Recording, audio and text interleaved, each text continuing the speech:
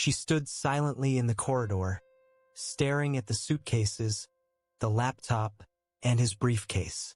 They lay there, unnoticed by her when she first entered. She turned back toward the office and looked at the man sitting in the shadows. "You're crazy. You're leaving me and our 2 sons because of one mistake with Coral? I made a stupid, drunken mistake a few hours ago," she said, her voice rising in frustration. "I didn't have an affair. I didn't betray you. You're out of your mind." When he didn't respond, she stepped closer, but he raised his hand again, gesturing for her to stop.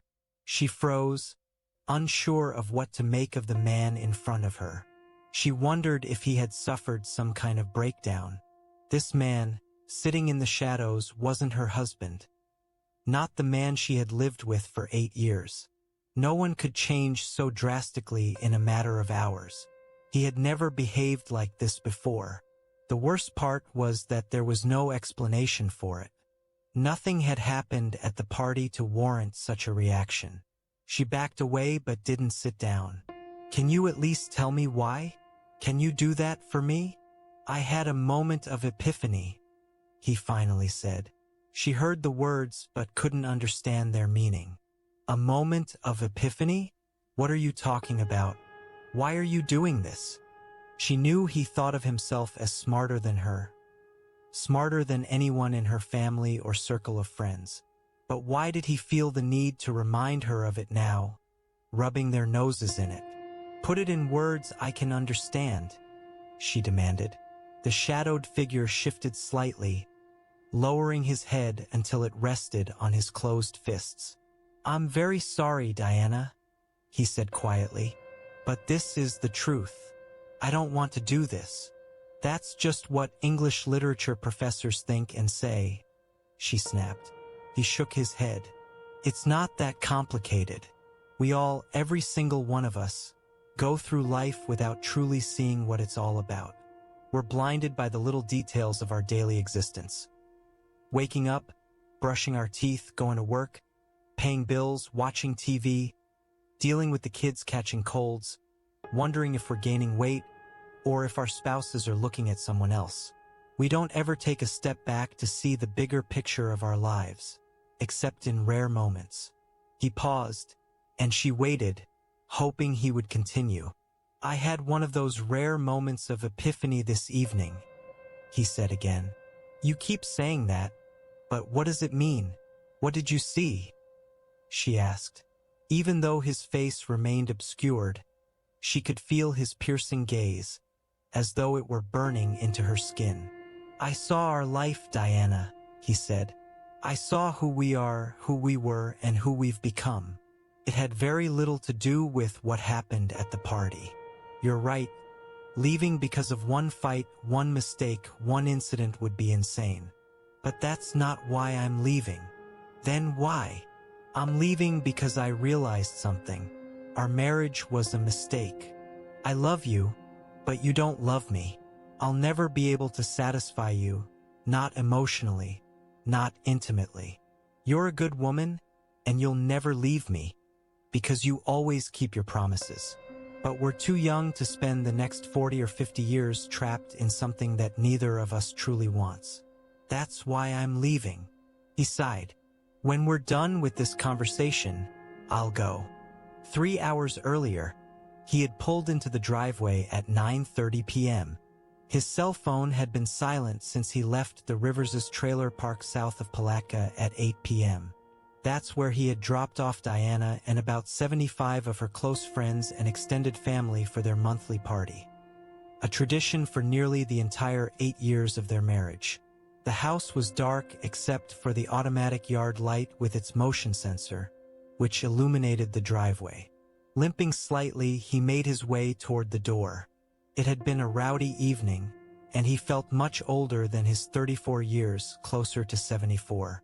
Carrying a 6-pack of Miller Lite, he slipped into the house. He turned on the kitchen light and sat down at the table where they usually ate their meals.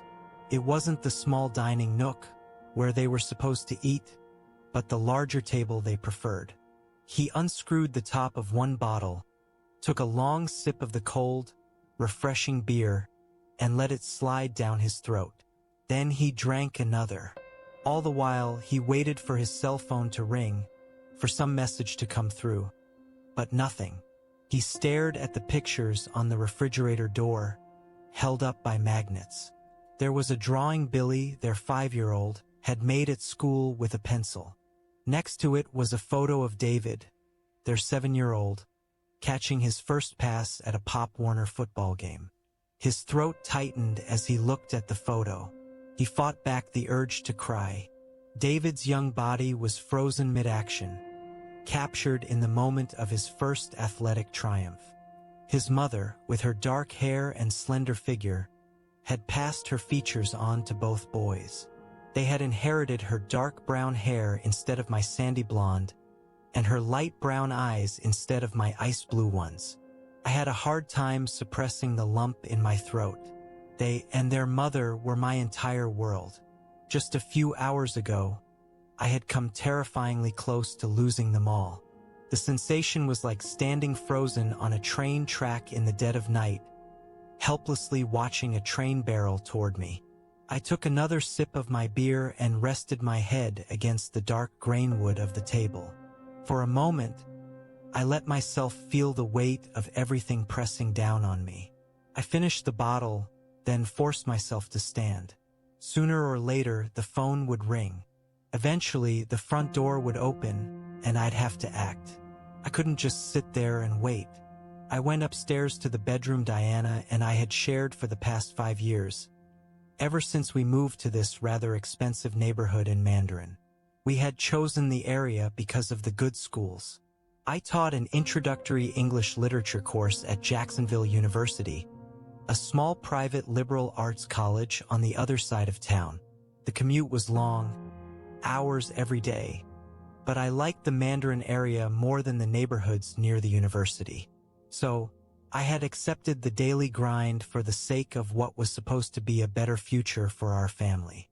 Opening the closet door, I found the 2 suitcases Diana and I had used on our last cruise to the Bahamas 2 years ago. I began pulling open drawers, methodically gathering clothes. A week's worth of trousers, shirts, and jackets. I reminded myself to grab a razor, a toothbrush, toothpaste, a few medications, everything I'd need for the trip ahead. As I leaned over the chest of drawers, I felt a wave of nausea rise in my throat. I fought it back. This trip would never end. It wasn't just a trip. It was an escape from everything I had ever loved. I knew I would never come back. If I let myself dwell on that thought for too long, I knew I'd freeze, paralyzed by indecision. So, I moved methodically, focusing only on the task at hand. I packed everything I needed to start life again, alone, after 8 years of marriage. I found my laptop and briefcase, which held work I'd need for the university.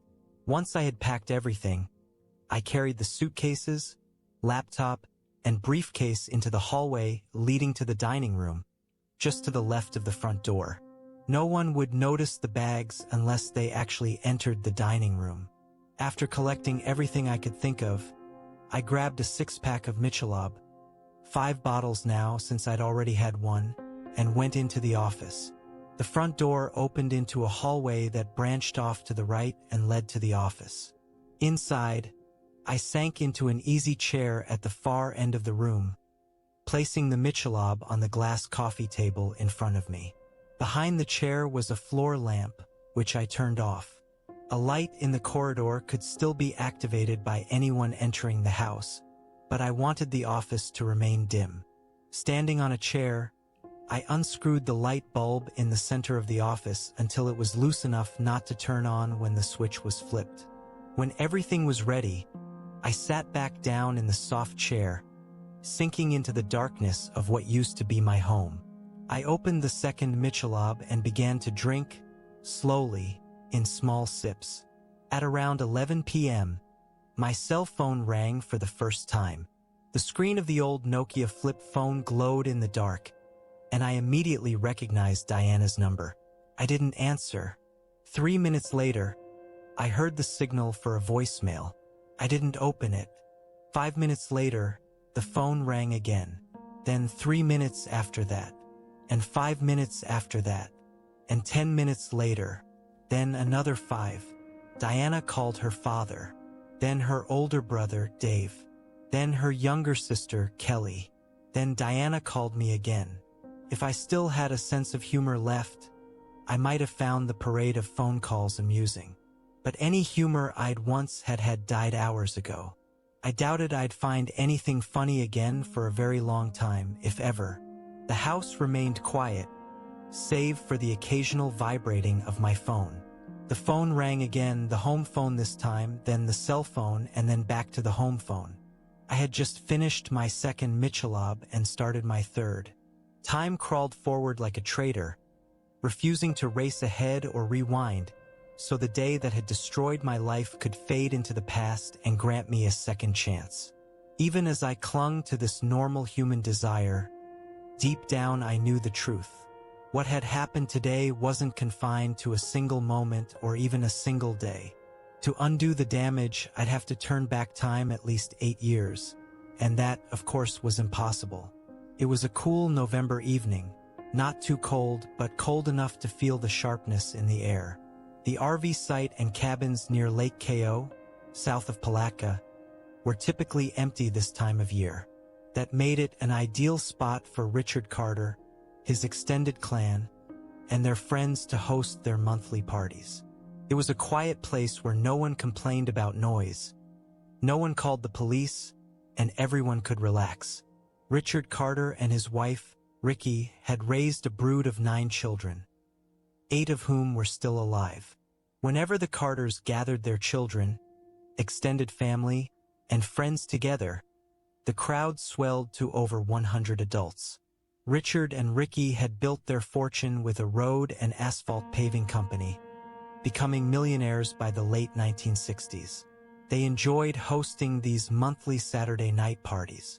There was always Southern rock blaring over the speakers, fried chicken, ribs, oysters, and beer and spirits to suit every taste.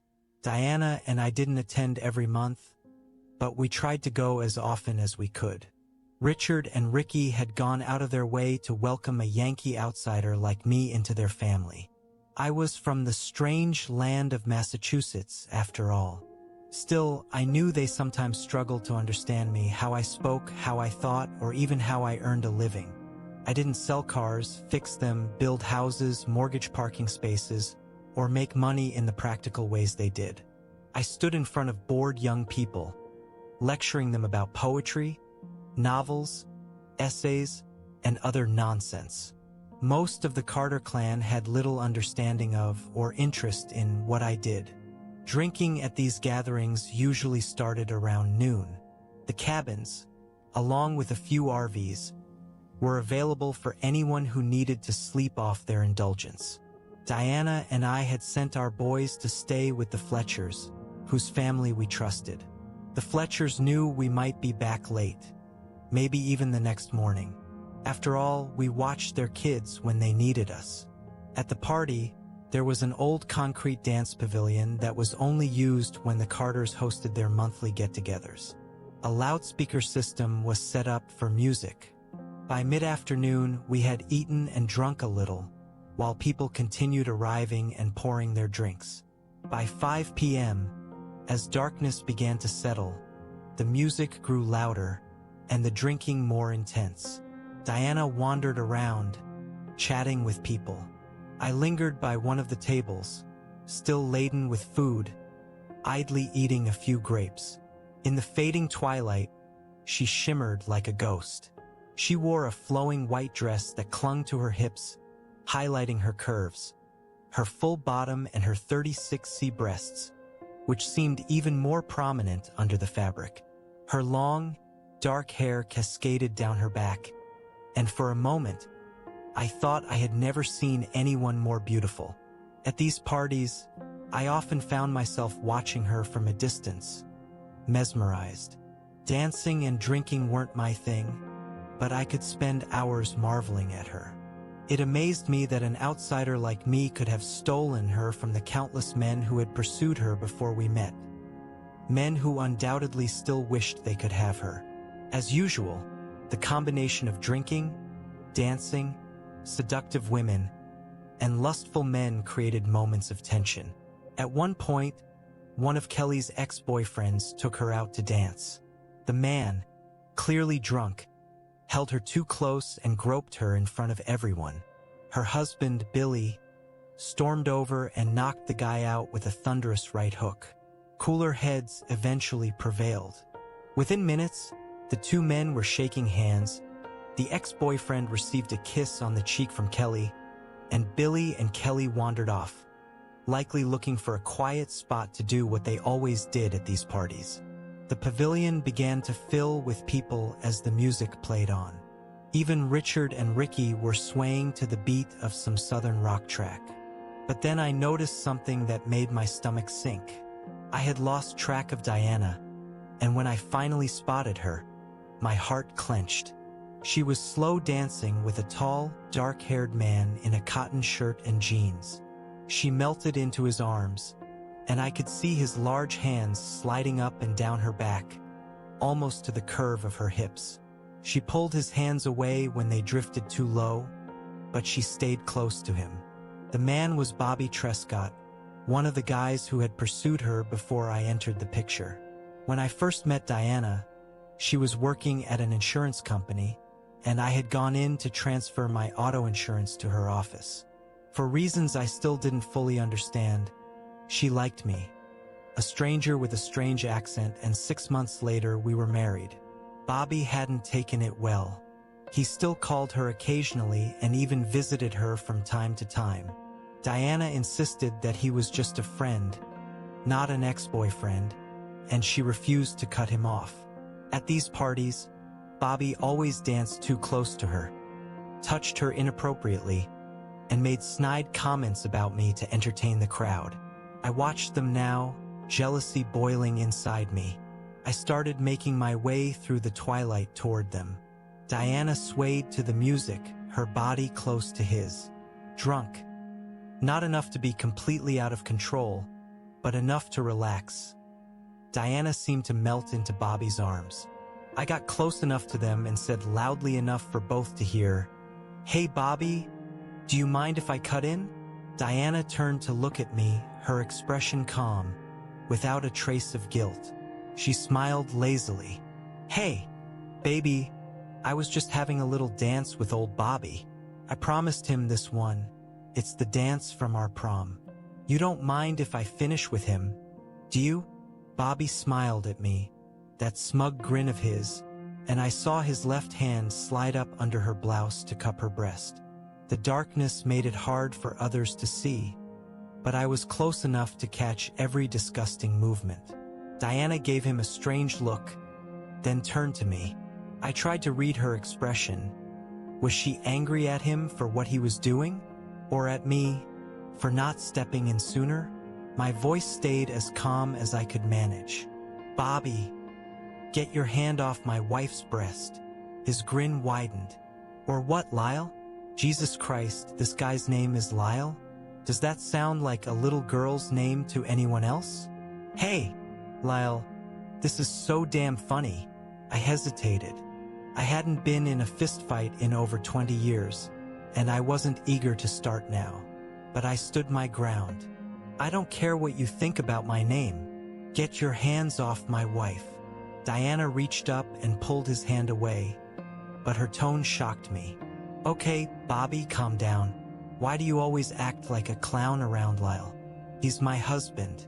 He's not as rude as you are. You're always trying to get him into a fight just because you know you'd win. That's not fair." She turned to me, her voice sharper than I expected. "And Lyle, I'm not some little girl. Bobby's a little drunk, but I can handle him. I've known him almost my whole life. You don't have to make a scene trying to save me." "Damn, I'll probably have to save you." Her words hit me like a slap. For a moment, I couldn't believe what I just heard. Around us, I could hear snickering and soft laughter. Couples nearby had overheard every word. "What the hell did you just say?" I asked, my voice low, trembling with anger. Her eyes widened slightly, and I could tell she hadn't thought about the impact of her words. "Oh, Lyle, I'm sorry, baby. That's not what I meant." Before she could finish, Bobby stepped in, pushing her aside. "What she meant," he sneered, "is that if you get in my way, I'll knock your ass down and smash your face in, you thick-headed little prick. The only reason I haven't done it already is because she keeps begging me not to hurt you." He leaned in closer, his voice dripping with mockery. "What kind of man hides behind his wife's skirts? Hell, I'm not even sure you're man enough to get her pregnant.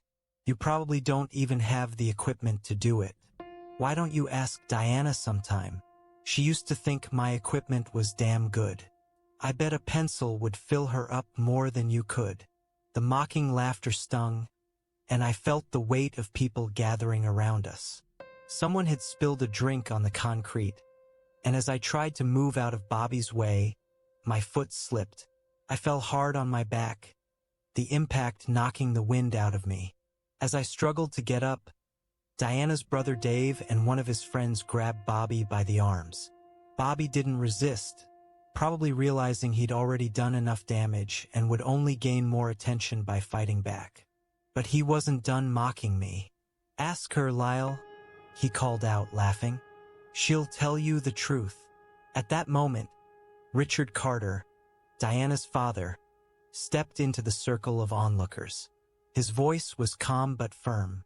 "Okay, Bobby, that's enough. We let you come to these parties because you're an old friend, but you've crossed the line. Get out of here." I looked up from the ground and saw Bobby's smug grin. Around him, faces tried to suppress smiles, or didn't bother hiding them at all. Then I looked at Diana. Her expression was serious, but there was something else there. She was struggling to contain herself. She thought it was funny. She thought it was funny. When I met her gaze, she turned away. "Dad," Diana said, addressing her father, "Bobby's just drunk. He didn't mean anything by it. You know how he and Lyle fight, it doesn't mean anything. I promised him this dance, anyway." Even Richard looked at her in disbelief. "Are you sure this is what you want, Diana? After what Bobby said about your husband?" Diana turned back to me, her face unreadable. "Lyle's his own man, Dad. If he's upset about what Bobby's doing, he knows what to do about it. Isn't that right, baby?" Her words hit harder than Bobby's insults. Slowly, I pushed myself off the ground and rose to my feet. I didn't answer her. I didn't say anything to Bobby or Richard or anyone else. I just turned and walked away. Behind me, Bobby laughed again. More laughter followed, and I wanted so badly to believe Diana wasn't among them. But I didn't turn around to find out. As I left the dance floor, Richard caught up with me. He put a hand on my shoulder and spoke softly. "I know you're angry right now, but listen to me. I know Diana loves you.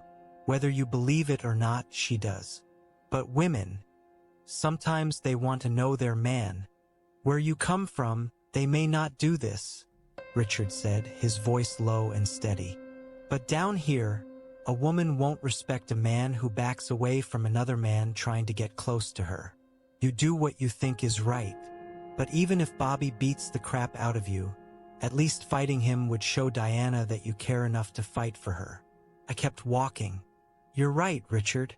Where I come from, women don't do that. A good woman doesn't give some sniffing dog encouragement to get into a situation where her husband has to fight for her. Not if she loves her husband, not if they have a real marriage. Now, I'm not so sure about either." He grabbed my hand, and though I had every reason to pull away, I had too much respect for him to do so. "Maybe you're right," he said after a pause. "Maybe she has lost some respect for you. I'm just her daddy. I can't interfere in this. But I can tell you this. She loves you.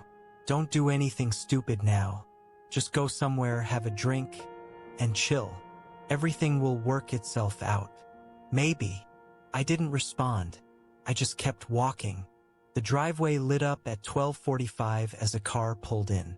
I had drunk 2.5 Michelobs by then and was feeling pretty good, or at least as good as I could under the circumstances. I heard car doors open and voices. I opened the window next to my chair. The air was cool, but I didn't care. With the car parked on the sloped driveway, even their whispers carried clearly, as if they were standing right beside me. "He's here," came Dave's voice, Diana's older brother. "Thank God," someone muttered. "What a son of a—" "Cool down," Dave interrupted. "You're sober now, after the way you showed your ass earlier. Just be glad he's here and not spending the night with some random woman like most guys would." "Shut up," Diana snapped. "He's my husband. A big baby who goes off sucking his thumb when his feelings are hurt and leaves his wife. What kind of husband does that? The kind whose wife lets her ex-boyfriend grope her in front of him," Dave replied coldly. "If you weren't my sister and you didn't have boys, I'd tell him to just leave your ass and go find someone who won't humiliate him in public." I couldn't believe what I was hearing. Diana had always been a good little church-going Southern girl. Hearing her talk like this, saying damn and ass, felt like a slap in the face. Even in bed, she was usually so restrained. It had truly been one hell of a night. The front door opened, and they entered. A moment later, a light flicked on in the corridor, illuminating part of the office but leaving me in shadow. Dave entered the office first, with Diana close behind. He scanned the room and spotted me sitting in the dark in the easy chair. For a moment, he just stared. "Hi, Lyle," he said finally. "Hello, Dave." An endless silence followed. I wasn't going to be the first to speak to her. Diana finally said. "Diana," I replied in the same, even, dispassionate tone. "Are you okay?" Dave asked. "I'm fine, thanks for asking," I said, but my voice carried a sharp edge. "You idiot," Diana blurted, her frustration spilling out as if a dam had burst.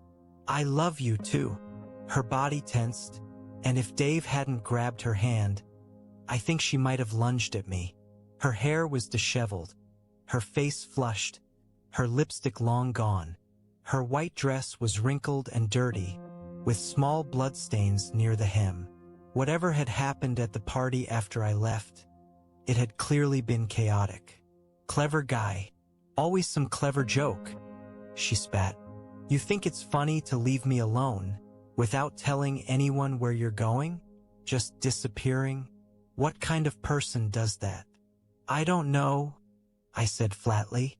"Probably some thick-headed coward too scared to fight a man who's fondling his wife's breast, with her permission, right in front of all their friends and family." She blushed, and Dave gave her a sidelong glance. "You got us worried, man," Dave said. "Why didn't you answer the phone?" "I didn't want to talk to anyone." Dave rubbed his chin, looking from Diana to me. I guess I'll leave you two to talk. It was a long night, a hell of a night.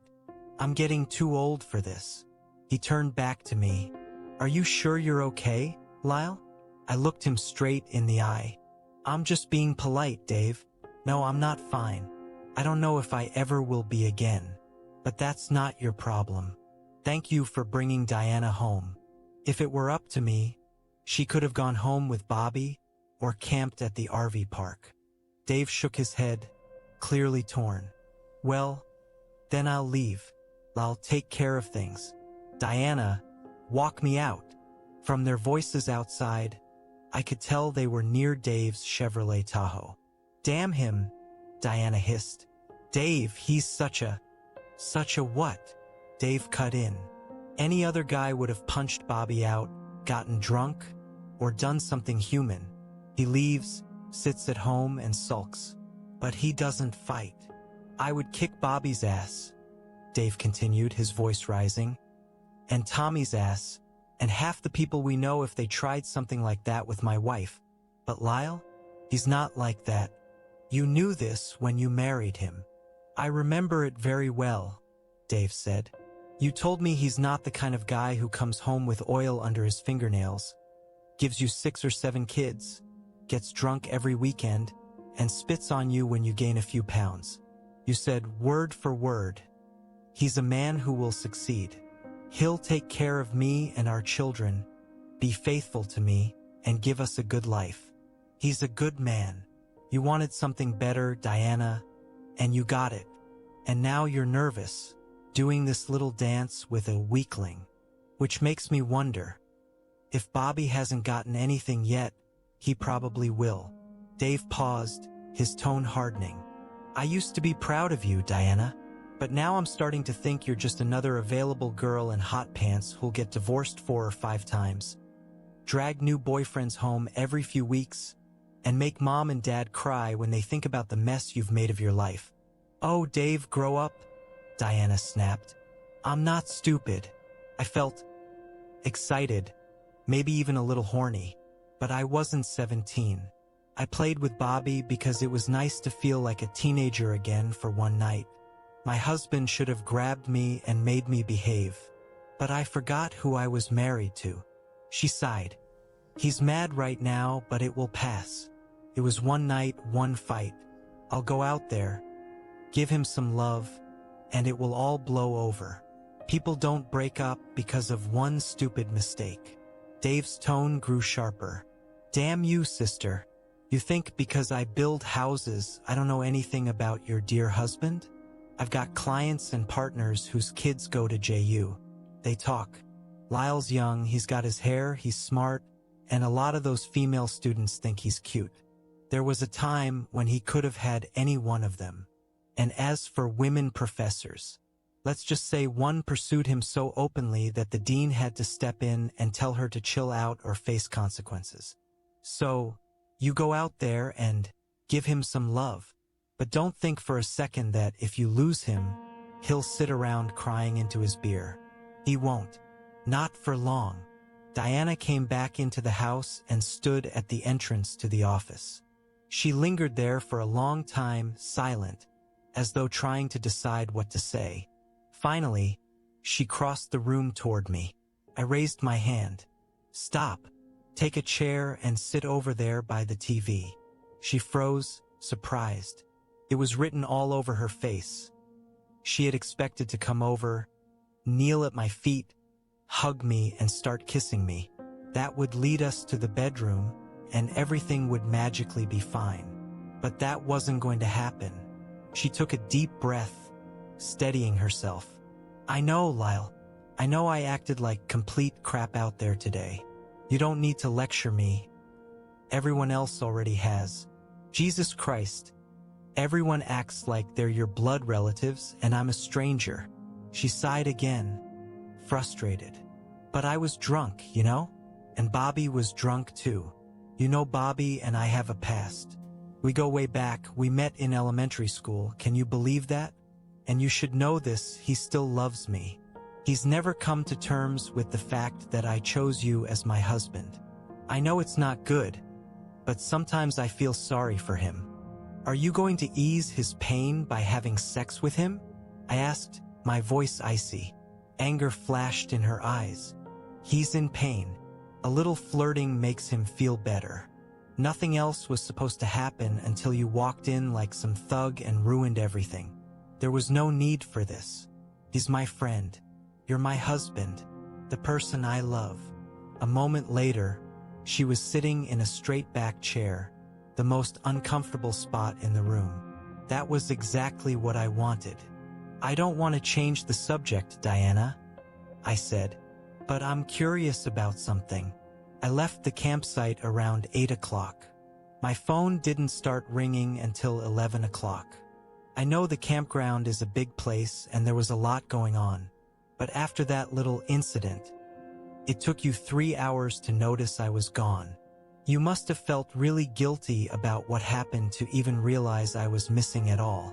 If we hadn't had that little incident, you probably wouldn't have noticed until the next morning.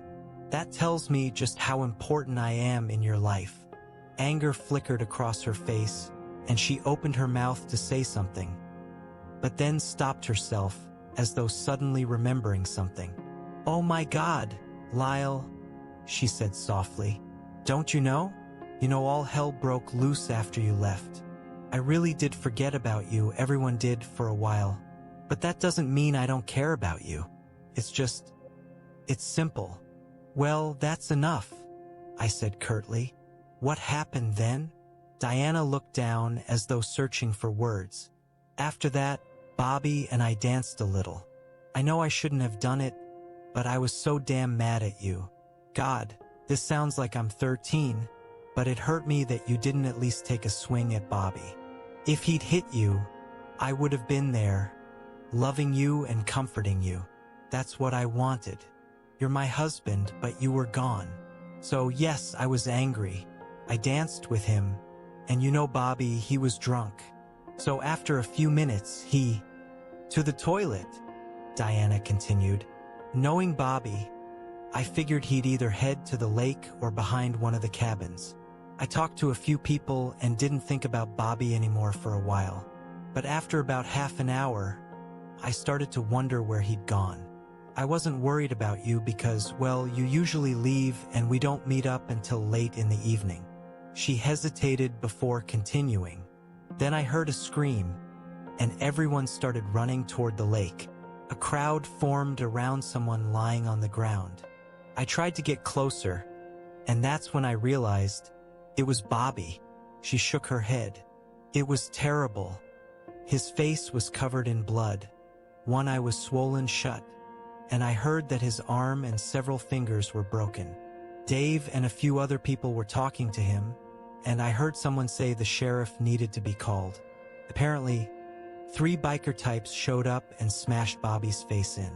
They were yelling something about our group ruining their party. When Bobby argued with them, all 3 of them attacked him. He said he got a few good hits in, made sure they'd limp for a while, but there were just too many of them." She sighed, her voice growing quieter. "Then everything got chaotic. Someone called the paramedics for Bobby, and the sheriff's office sent 3 patrol cars to check the park for the bikers or anyone else who didn't belong. After all of that, people started checking in to make sure everyone else was okay." I listened carefully, taking note of what she said, and the obvious question came to mind. "And yet," I said slowly, "it took you 3 hours after you realized there were bad bikers roaming the park, to ask where your beloved husband had gone. I must really rank high on your list of important people." She bit her lip and avoided my gaze. Then something dawned on me. "You weren't in the park, were you?" I asked, my voice sharper now. "You wanted to go with Bobby to the hospital, didn't you? You had to hold his hand, didn't you?" Finally, she looked at me. "Lyle, he was beat up badly. He was in so much pain, and he asked me to go with him. I couldn't say no." "Of course you couldn't," I said bitterly. "That seems to be a pattern with you. You just can't say no to Bobby." "Don't do this, Lyle," she snapped, anger flashing in her eyes. "It was a human act, a worthy thing to do. If you weren't so mad at me, you'd see that." "Oh, I see it," I shot back. "He's an old friend you had a night with before I showed up. You had to be there for him in his time of need. You had to hold his hand, didn't you?" Her anger flared hotter, but she didn't deny it. "Lyle, stop this. You slept with him back then, didn't you?" I demanded. She lowered her eyes, then nodded slowly. "Yes, Lyle. You knew that. Everything was serious between us back then. I wasn't some little girl. We made love often. It made me feel good." She looked me in the eye now, defiant. "And before you ask, yes, he was good. Great even. Does that make me some approachable girl? What about you? I know you weren't a virgin when we got married. Should I be jealous of all the women you were with before me?" I stared at her, my voice cold. "That was then. This is now." "Well, now," she said sharply. He asked me to go with him, and I went. I held his hand, the one they didn't break. There was an EMT with us the entire time, and people were all around us in the emergency tent while they patched him up. Nothing happened, Lyle. And even if we'd been alone, it wouldn't have crossed his mind to contact me in any way. You have nothing to be jealous of. Did I say I was jealous? I asked, my voice cold as ice. You don't need to, she replied. I see it on your face every time he's around me, and I guess I can't blame you.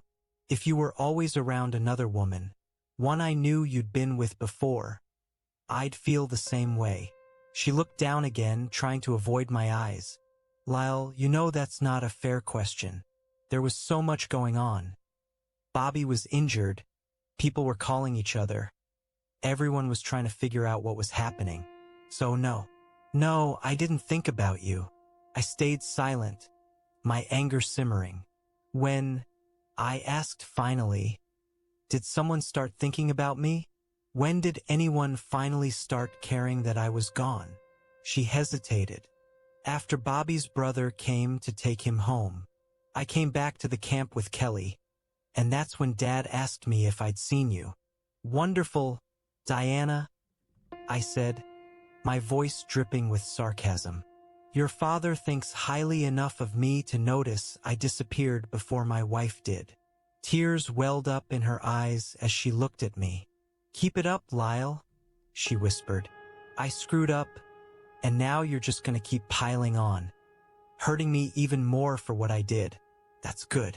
I feel like crap already. Sorry. My bad conscience is probably tormenting me, right? It's hard for me to say, I said evenly, because I didn't deceive you. She lowered her eyes to the floor again, and silence settled between us for a minute. Well, I said finally, breaking the tension, at least we cleared the air, dear. She looked up at me, her expression was puzzled. What? She asked, her voice barely audible. I sighed deeply. I stayed because I wanted to talk to you before I leave. Her face changed, disbelief written all over it. Where are you going? You're not mad at me anymore, are you? I looked at her, her dirty, disheveled dress, the bloodstains marring its once pristine white fabric. She looked so fragile, so broken. And yet, in that moment, I thought she was the most beautiful thing I had ever seen. I knew I would never see her the same way again. I have something to do, I said quietly. Something I've been putting off until I could talk to you. After that, I'll find a place to stay, some cheap motel. On Monday, I'll arrange for a permanent place to live and meet with a lawyer. Somewhere for us to spend the night. Her voice rose, panic creeping in. Lyle, are you crazy? What are you talking about? Did we just have a fight? Sure, it's bad, but I love you. People don't run away because of one fight. What happened to you, Lyle? This morning we were happy. What could have happened in less than 24 hours to make you want to leave me? I didn't answer. Instead, I pointed silently down the hallway toward the children's bedrooms. Go, I said. She hesitated, confusion and fear flickering across her face, but then slowly stood and walked out of the room. I knew what she would see when she reached the end of the hallway. My suitcases, the laptop, the briefcase I always carried for work. Moments later, she returned, moving slower now, shaking her head in disbelief. You're crazy, Lyle, she said, her voice trembling. You're leaving me and our 2 sons because of one quarrel? I made one stupid mistake when I was drunk a few hours ago. I didn't sleep with anyone. I didn't betray you. You're just out of your mind. When I didn't respond, she stepped toward me. I raised my hand again, stopping her in her tracks. She froze, then backed away but didn't sit down. Can you at least tell me why? She asked, her voice breaking. Can't you do that for me? I took a deep breath. I had a moment of epiphany. She frowned, confused. It was clear she had no idea what I was talking about. A moment of epiphany? She repeated, her voice tinged with anger. Why are you doing this, Lyle?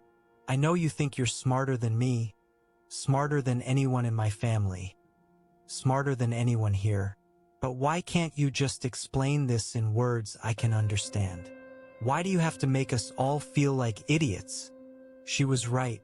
I had taken my intellectual superiority over her and her family for granted for years. I hadn't realized until that moment how much of an ass I'd been.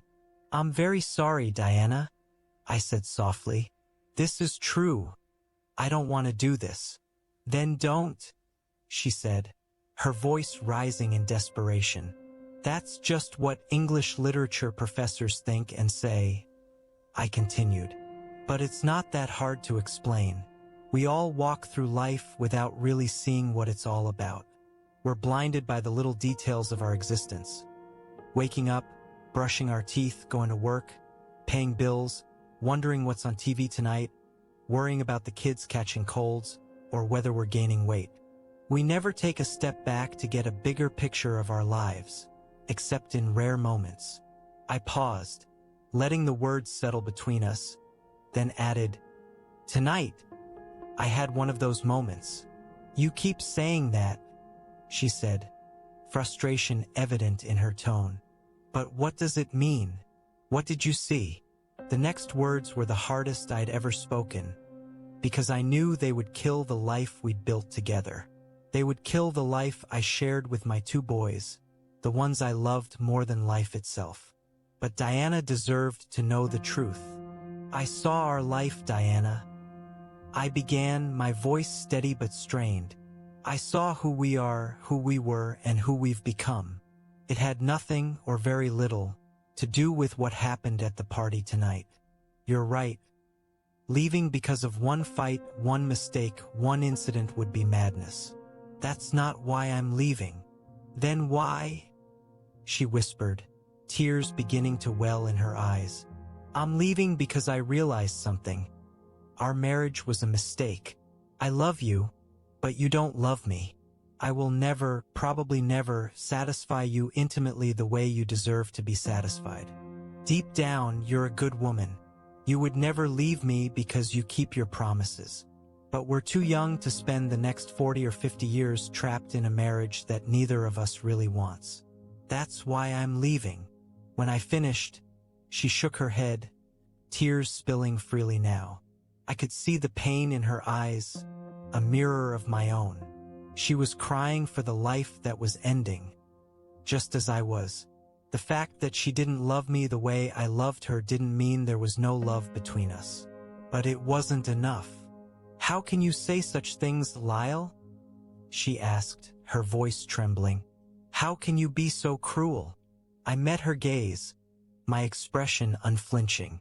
Look at me, Diana, I said. Answer me 2 questions. And if I'm wrong, I'll think again. A look of fear crossed her face, as though she already knew what I was going to ask. Have you ever cheated on me? I asked. Since we got married, have you been with another man? She said nothing, but the expression on her face, the shame in her eyes, answered the question for me. That's one of the reasons I love you, I said softly. You could lie or try to tell half-truths, but you're too good a woman to do that. You can't lie, but you also can't tell me the truth because you know it'll break my heart. But we both know the answer to this question. Your silence is eloquent. I took a deep breath and continued. And now for the second question. Are you in love with me, Diana? She recoiled slightly, hurt flashing across her face. I love you, Lyle. How the hell can you ask me that? No matter what, you need to know that I love you.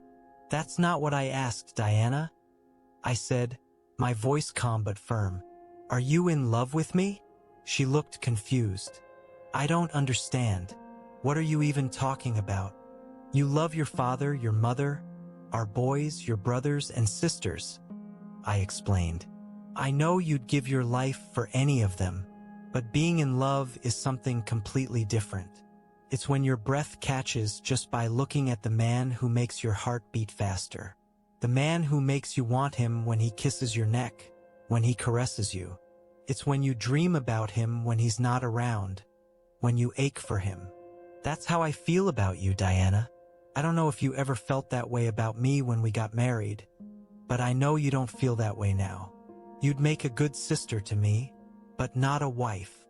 Her face hardened, and she stood abruptly, stepping toward me. Is this all about intimacy, Lyle? She demanded.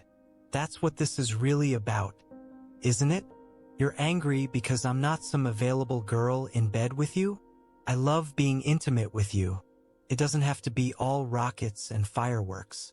It can be quiet and nice too. I stood and moved into the light, stepping closer to her. When she saw my face, her breath hitched, and she staggered back. "Oh my God," she whispered. "You never called me Diana," I said bitterly. "You've never screamed my name at the peak of pleasure the way you probably did with someone else. You just lie there, let me do my thing, and pretend you're enjoying it. Do you really think I can't tell how tired you are of my touch?" Her hands trembled as she reached out, gently touching the swollen flesh surrounding my almost closed left eye. Her fingers traced the various shades of yellow, red, and brown that covered my face. My lips were swollen, and one side had a gash where the skin was missing. Her voice shook. "Oh my God, they found you and beat you up too? Why didn't you go to the hospital? Why didn't you get help?" I tried to smile, but the effort sent a sharp jolt of pain through my face. The look on Diana's face told me my attempt was more horrifying than reassuring. "You should look at the other guy," I said flatly. Her expression shifted as understanding dawned. Her face went pale, and I knew she'd pieced it together. "I stood by the lake," I began, my voice low, listening to the music, imagining I could still hear the laughter from the people around you and Bobby. I didn't need to go back to know you were dancing with him. I didn't need to see him holding you to know how it would look. I exhaled slowly. I could have gone back and faced him. I've been beaten before. Back when I was a wild boy running around South Boston without a father. I got into plenty of fights back then, trying to prove I could keep up with older kids. My mom finally wised up and moved us to a small town south of Boston, away from the gangs. But I didn't mind the beatings back then.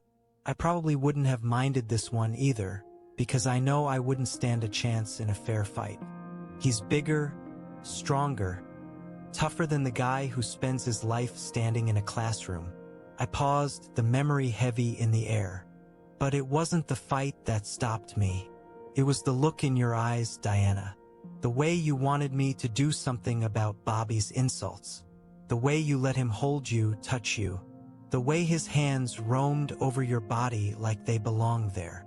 My voice dropped to a whisper. I think I always knew, but now I can't ignore it anymore. I can't ignore the truth. Bobby had you once, didn't he? You shared something with him that you'll never share with me. And now I can't unsee it. I leaned against the nearest tree, staring up at the cloudy night sky. How do you live your life when it's built on lies? How do you forgive a woman who's your entire world when she's given her body, and maybe even her heart, to another man? Did you laugh at me when you were with him? Did you talk about how pathetic I am? Did you call me a pencil? Is that really what you think of me? She gasped, her voice breaking. Lyle, no. I never said that. I cut her off. Am I really that small? Or is he just that huge? I never thought there was anything wrong with me in that department. At least, no one ever complained before. I heard someone stumbling through the brush and bouncing off the trees. The footsteps were unsteady, like they belonged to someone drunk. They stopped about a dozen feet away, near the lake. Without even turning, I knew who it was. I watched as he unzipped his fly and relieved himself into the lake, the sound breaking the stillness of the night. I hadn't intended to do anything. Violence never solved anything. I told myself that as I stared at him, standing there so carelessly. I didn't plan to hit him.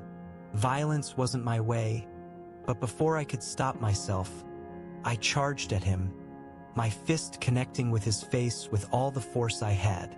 The momentum from running added to the blow, sending him spinning and collapsing to the ground. He groaned as he hit the earth, the sound low and guttural.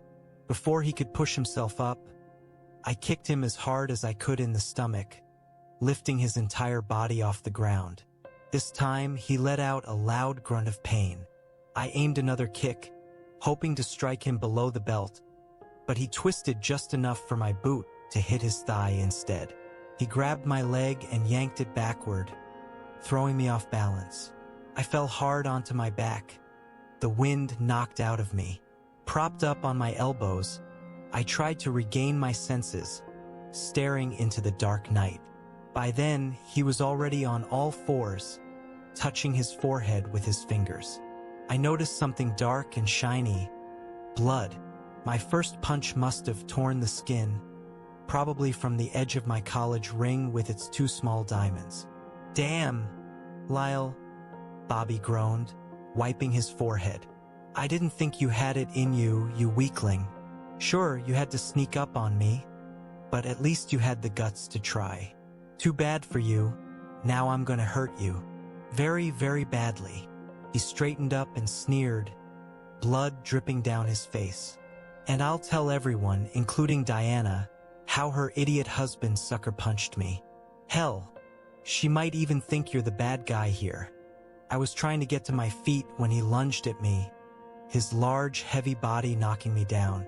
I hit the ground hard, and before I could react, he was straddling me, pinning me beneath his weight. Rising slightly, he brought his fist down like a hammer. I didn't even see it coming. Pain exploded in my head, as if someone had struck me with a metal gong. My ears rang, and my vision went dark for a moment. Then another blow landed, this time on my nose. Blood gushed, and for a moment, I couldn't breathe. I tried to push him off, but before I could gather my senses, another punch landed, sending me reeling. My eyes stung as blood trickled into them, blinding me. I thought I'd gone blind for a moment, but I realized it was just the sheer amount of blood clouding my vision. He raised his fist again, but somehow, I managed to shift my head slightly. His punch missed, throwing him off balance. He fell to the side, and I scrambled to my feet. He was on his knees when I stomped down with all my strength, my boot connecting with his face.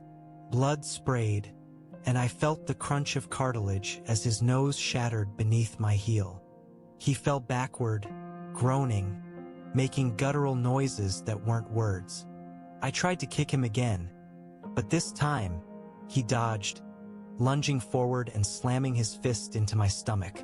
The force of the blow sent me flying backward, gasping for air. Every breath felt like a knife twisting in my chest. I realized with a sickening clarity that he'd broken at least one of my ribs. Bobby rolled back onto all fours, groaning through his broken nose. His grunts reminded me of the wild boar I once hunted with Richard Carter early in my marriage. There was nothing human in his eyes now, just raw, animalistic rage. And for the first time, I was afraid. He didn't just want to hurt me. He'd lost all sense of control, and I knew he would kill me if he could. I couldn't let him knock me down again. If he pinned me, he'd beat me to death with his superior weight and strength. As he lunged at me, I swung my body out of the way, and he fell forward, landing on all fours again. His left arm held him up while his right stretched out for balance. I didn't think. I just reacted. Grabbing his outstretched arm, I yanked it straight and slammed my weight onto his back, locking his arm beneath me. My knees pressed into his forearm and elbow as I leaned into him with everything I had. There was a sickening pop, and Bobby screamed. A sound so raw and primal it sent shivers down my spine. He thrashed beneath me, rolling back and forth, trying to shake me off. But I held on, like a terrier refusing to let go of its prey. His screams turned to gasps and choked cries, but I didn't stop. I yanked his arm again, forcing another loud crack.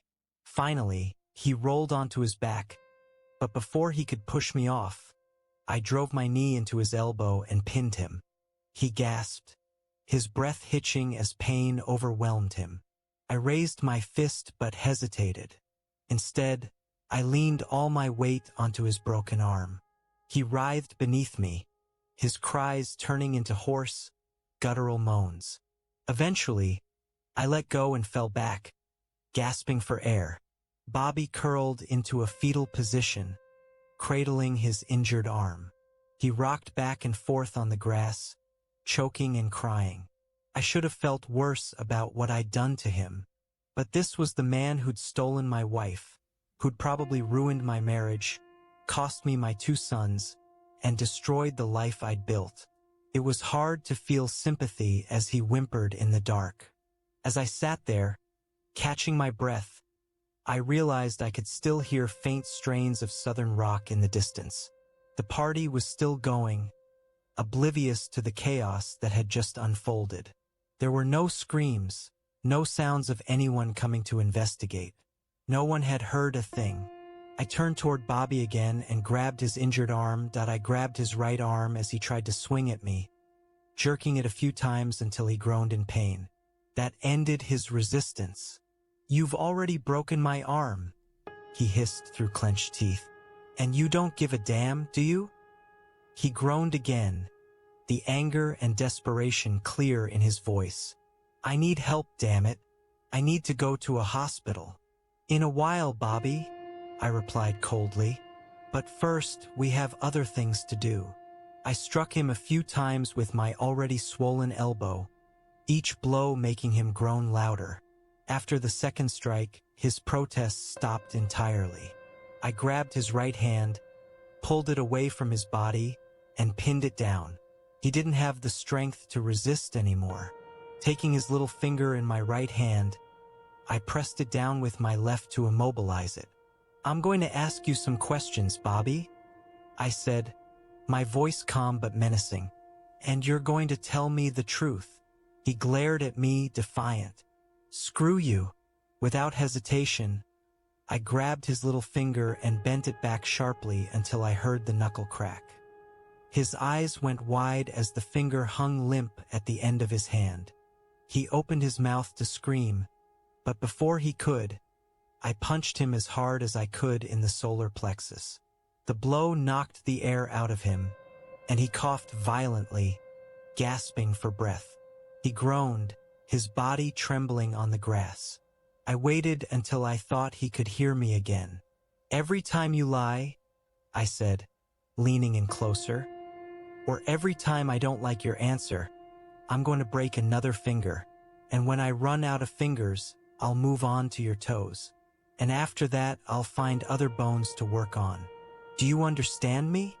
His eyes filled with fear as he finally nodded, his voice barely a whisper. "You're crazy, Lal. Fine. I'll tell you whatever you want.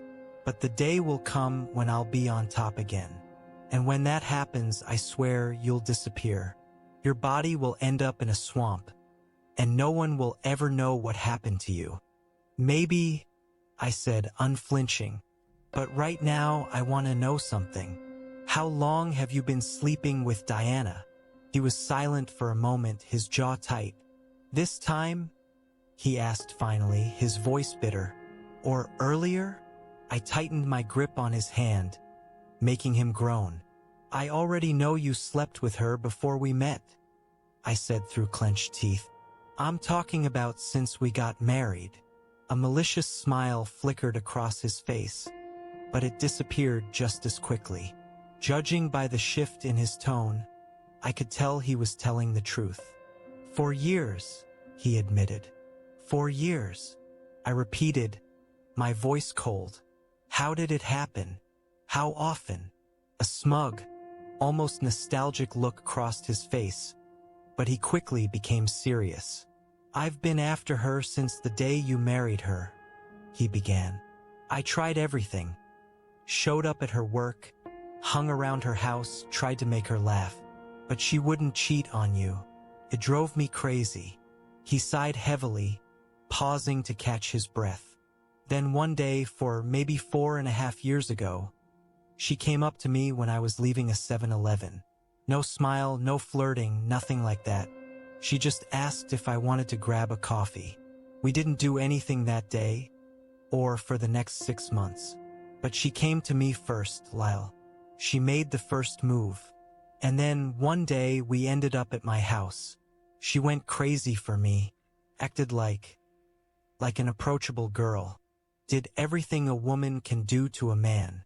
She made it clear she wanted me. God, it was incredible.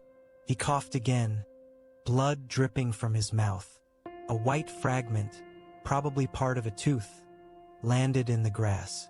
He spat and continued, his voice weaker but steady. I thought she'd leave you the next day, he said. So I went to your house to see her. But when I tried to grab her breast, she hit me, screamed at me, said she'd call the police and have me arrested for rape. I wanted to kill her. I was so mad. She was a liar, a damn cheater, and I left. Didn't see her again for 3 months.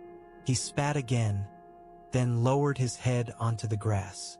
I tried to stay away from her after that. I'd never been so angry in my life. But then one day she showed up at my house. Didn't say a word, just walked in, went straight to the bedroom, and didn't leave for 48 hours.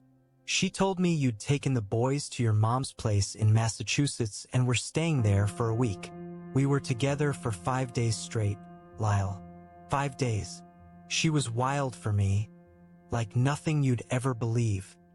He shook his head and gave me a twisted smile, a boyish grin on his battered face. I thought I had her again, but as soon as you came back, she shut me out. She didn't want to see me anymore. I'd show up at your house while you were there and she was friendly, sure. But that was it.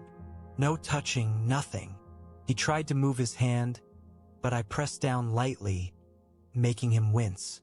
That's how it's been for the last 4 years, he said, his voice softening. Every 3 or 4 months, she shows up. We spend a day or two in bed, going at it until we're both brain dead. Then she goes back to you, and it's like nothing ever happened. I stared at him, my mind racing as I tried to process everything he just told me. This wasn't just a one-night stand. For years, she stabbed me in the back. Enjoying life with me, the man who didn't have oil under his nails and who gave her a comfortable, good life. And the only price she paid? Putting up with her boring husband. Bobby screamed again and jerked under my grip, but I held him firmly until his thrashing stopped. Sorry about that, I said coldly. I didn't mean to break it. I just forgot for a minute. Bobby's voice was a low, guttural growl. I'll kill you. Slowly. I didn't want to keep going. It was like ripping off a scab, only to expose the raw, painful wound beneath. But I had to do it. I grabbed his third finger. He tried to flail weakly, as if he could stop me. But then he froze, realizing I could keep hurting him and he wouldn't be able to stop me. So she stayed with me because of the money, I said bitterly. Otherwise, she would have left me for your so-called great dignity. Isn't that right? He groaned under his breath but then surprised me with a laugh. A hollow, bitter sound. You're an idiot, he spat.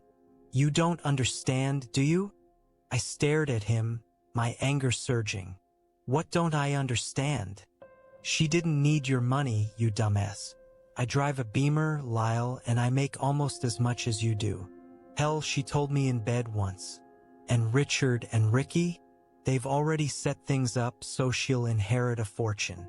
In a few years, she'll be able to buy and sell you without blinking.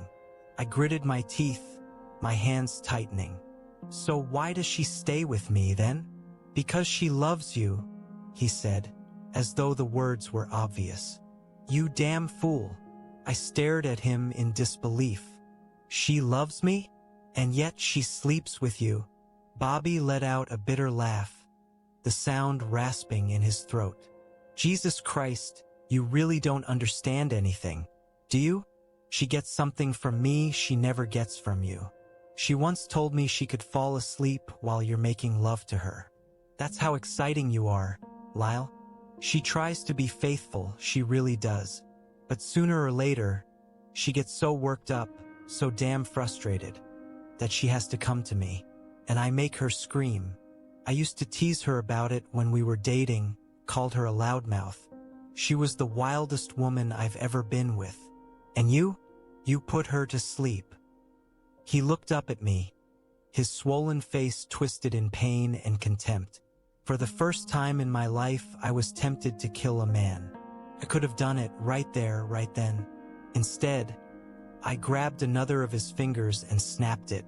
Bobby screamed, but I muffled the sound by pressing my forearm against his throat. When his cries subsided into weak groans, I released him and stood up. Unzipping my pants, I reached for him, grabbing him below the waist and squeezing tightly. His eyes went wide, his face contorting in fear. "Please," he whimpered. "Please what?" I asked coldly, squeezing harder. His body convulsed slightly, and his voice was trembling. "Please, Lyle, don't." "It's funny," I said, my voice low and icy.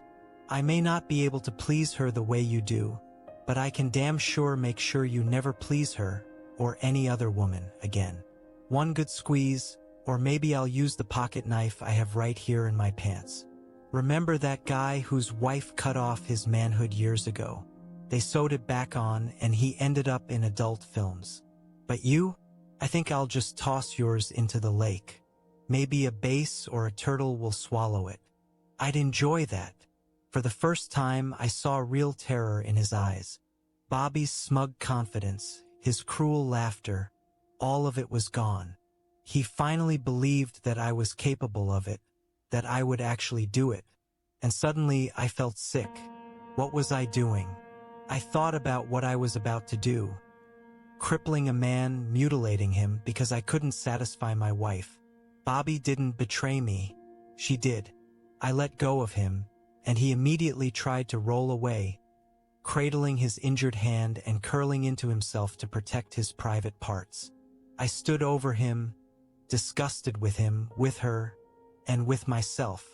His mangled hand fell limply to the ground as I straightened up. Turning to walk away, I heard his broken voice behind me. "You think I'm the bad guy, don't you?" I stopped but didn't turn around. "I'm the idiot who stole your wife and ruined your perfect little marriage," he continued, his voice rasping with pain.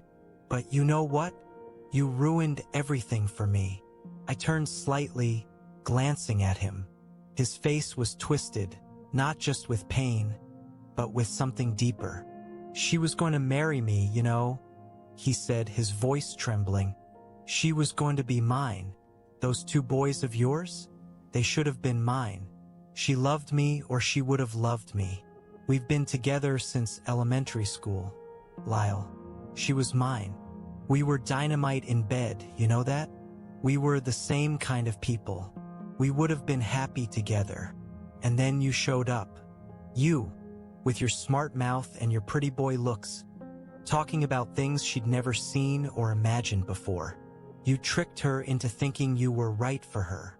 I stared at him, my anger cooling into something colder, more detached. "You stupid man," I said finally. "I'm the best thing that ever happened to her. You just couldn't get over the fact that I took her away from you." "Yes," he rasped. "Perhaps. You're right, smart guy," Bobby sneered. "And look how happy it makes her. And everyone else. She tried to love you, tried to live without the passion she needed, and stayed in a marriage that's killing her. I lost the woman I loved, the woman I should have had. I had to sneak around, stealing moments with her, watching her come home to you after our nights together. And you, poor man, will always be the second best. Every time you sleep with her, for the rest of your life, you'll know she's dreaming of me. I don't think I could stand that, but a weakling like you might even like it." Bobby's words hung in the air, venomous and cruel. He looked at me, his face battered, trying to suppress a smirk even as the pain twisted through his body. I stood silently, my chest heaving, staring down at him. Maybe he told me everything because he thought it would hurt me more. Maybe he thought it would destroy me. Or maybe it was because, as I'd learned tonight, people rarely lie when you've broken their fingers. Diana stood nearby, tears streaming down her face, staining her cheeks. "For years," I said, my voice low and hollow. "For years, he made you scream. Every time." My voice cracked. Was he really that much bigger than me? Tears rolled over the stains on her face as she looked down, ashamed. She whispered softly, "Oh my God!" I couldn't believe what I was hearing or seeing. Part of me hated her with every fiber of my being. But most of me still loved her. "No, baby," she said finally, shaking her head. Maybe a little, but that's not the point. It's hard to explain. It's been that way since the very first time we were together. No other man has ever had this effect on me. It's like," she hesitated, searching for words. "It's like being electrocuted. It's not exactly that, but it's the closest I can come to explaining it."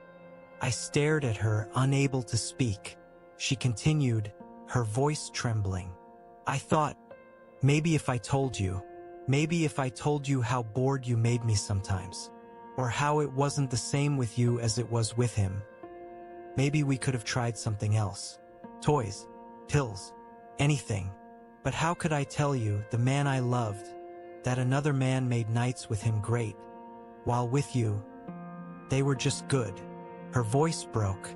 "I knew you wouldn't be able to stand it. No human ego could." I swallowed hard, my voice hoarse when I finally spoke. "Then why didn't you leave me, Diana? If he was so wonderful, why didn't you leave me for him?" Tears fell harder now as she answered. "Because he wasn't. Nights with him were wonderful. But I love you." For a moment, I couldn't move. Then, slowly, I reached out and touched her cheek, wiping away one of her tears. "I know you're not in love with me," I said softly, "but I believe that you love me, and that you love our marriage." I stopped short, leaving the rest unsaid, and stepped past her. I began carrying my luggage and laptop to our family Saturn. I'd leave her with the Ford Escort for her and the kids. It took 3 trips to load everything into the car, but eventually, I finished and returned to the house. She hadn't moved from where I left her. Her arms were slightly extended, as if she wanted to grab me but couldn't bring herself to do it. They hung there, suspended in the air. "I don't want this," she whispered. "Baby, I don't know how to do this, but there has to be some way to fix it." I shook my head slowly. "Actually, no." I leaned down and kissed her. Her lips were salty with tears. "Our marriage is broken," I said quietly. "I want to see the boys. I want to stay in their lives. But us is over. It's gone." "Because you hate me?" she said softly, her voice trembling. I looked into her sparkling, tear-filled eyes. "No, I love you. That's why this is so hard. But you can't breathe life into a corpse." She reached for me again, desperation in her voice. "We could go to a psychologist, an intimacy therapist, anything." "We won't," I said gently, "because deep down you don't want to be my wife anymore. I don't think you believe we can fix this." "How can you say that?" she cried. "Remember what I said earlier? That silence is eloquent. Sometimes silence speaks louder than words." She looked at me, confused, and I continued. "I know you don't really want to save our marriage, because ever since I told you I was leaving, You've never said the two things that would have shown me you still want me. They would have been the first words I'd have said to you if the roles were reversed. But they never left your lips. She stared at me, the question clear in her eyes. You never said, "Don't go." You never said, "Please don't go." When it finally dawned on her, she fell to her knees and covered her face with her hands. She sobbed, her body shaking. She was still crying when I walked out the door. The story ends on a devastating yet poignant note. The protagonist faces the harsh reality of his broken marriage and takes a difficult step to reclaim his life, even as his love for Diana lingers. Should Bobby have stayed away from Diana? And should she have handled her frustrations differently? And I'll see you in the next video.